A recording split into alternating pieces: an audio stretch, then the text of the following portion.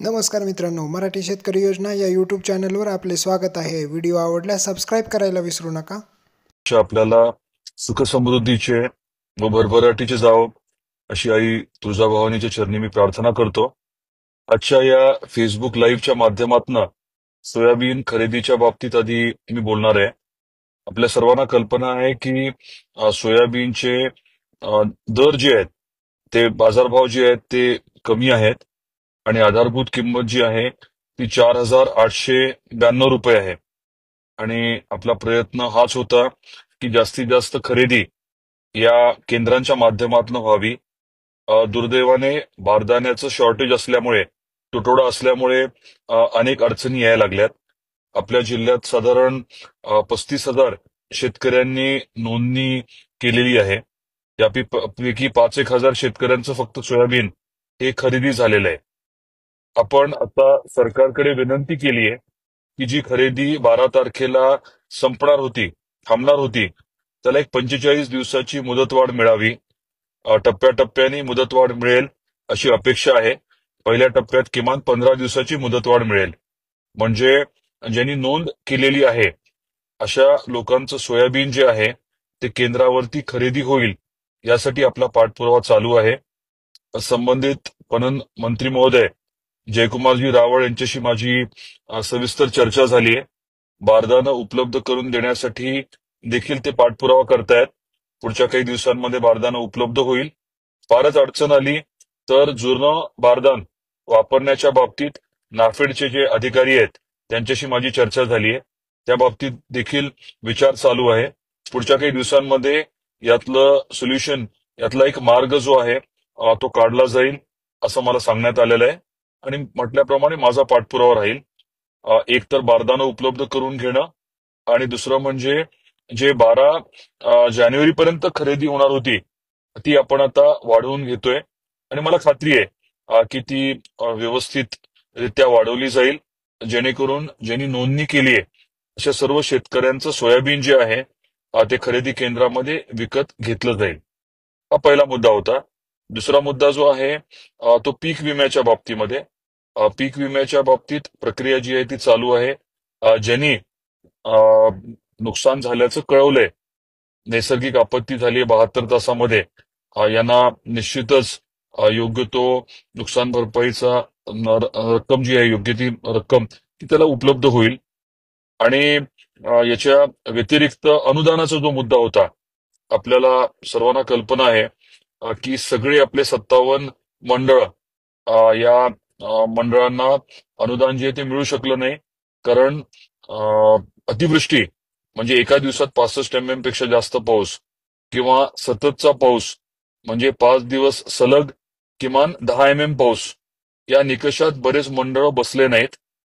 परंतु निकष जे अयोग्य वाटले त्या अनुषंगाने मुख्यमंत्री आदरणीय देवेंद्रजी फडणवीस साहेबांना मी भेटलो आणि त्यांना विनंती केली की 5 दिवसामध्ये सलग 50 mm पेक्षा जास्त पाऊस झाला असेल तर मग ते देखील सततचं पाऊस म्हणून निकषामध्ये कन्सिडर व्हावं, तो बदल केला जावा।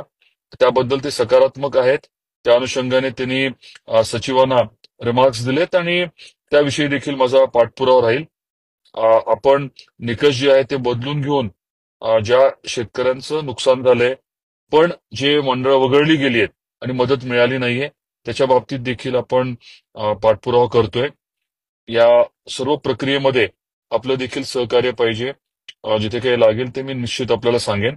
पण महत्वाची बाब ही आहे की सोयाबीनची खरेदीची तारीख जी आहे ती वाढवली जाईल, बारदाना उपलब्ध केलं जाईल, हा एक भाग।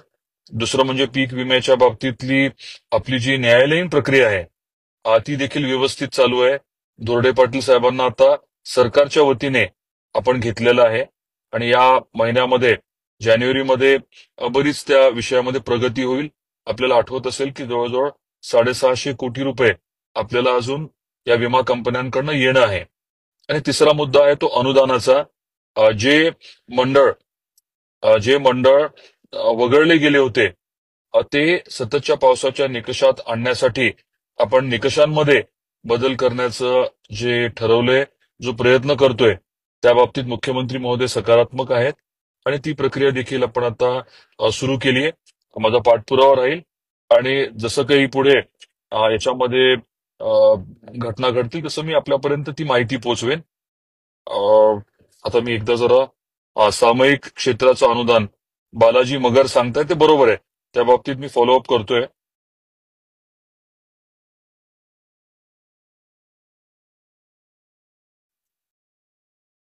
जे पैसे आता मिळणार आहेत ज्या निकषामध्ये बसणाऱ्या मंडळांचे ते लवकर मिळण्यासाठी देखील आपला पाठपुरावा चालू आहे.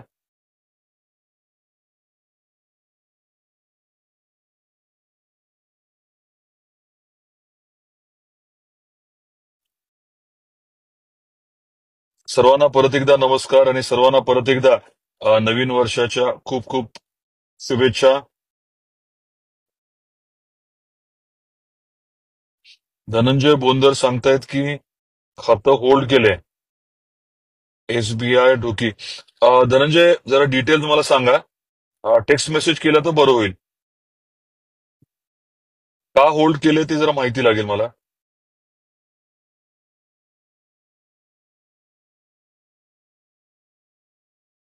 मला वाटतं बरेचसे विषय मी सांगितलेत. नवीन 2 विषय आपल्याला सांगतो. आपण लक्ष 10,000 ही मोहीम आता हाती घेतलीय. 12 वेगवेगळ्या प्रकल्पांच्या माध्यमातून 10,000 रोजगार निर्मितीसाठी आपण आता पूर्ण ताकदीने प्रयत्न करतोय. केंद्रात राज्यात आपलं सरकार असल्यामुळे हे सगळे महत्वाचे प्रकल्प मार्गी लागायला नक्कीच आता जास्ती अडचणी राहणार नाहीत. बऱ्याच कामांना आता गती देखील मिळालेली आहे. जिल्हाधिकाऱ्यांना दर 15 दिवसाला याचा आढावा घेण्याच्या बाबतीतही सांगितलंय आणि आपण प्रत्येक प्रकल्पासाठी सुकाणू समिती करतोय. या बाबतीत देखील पुढच्या काळात मी एक आवर्जून फेसबुक लाईव्ह घेईन आणि आपण पीक विम्याच्या बाबतीमध्ये आपल्याला कल्पना आहे की थोडा बदल करायचं म्हणतोय किंवा वाढ करायची म्हणतोय. उद्या बाजारभाव जर गडगडले, जसं आता सोयाबीनचे बाजारभाव जागतिक स्तरावरती 3,000 रुपये क्विंटल आहेत. बाजारभाव आता सध्या 4,000च्या आसपास आपल्याकडे आहेत आणि आधारभूत किंमत मात्र 4,892 आहे. तर जे शेतकरी बाजारात विकतायत त्यांचं मोठं नुकसान होत आहे. तर यांना देखील पीक विम्याचं संरक्षण मिळावं या अनुषंगाने आपण नियोजन करतोय.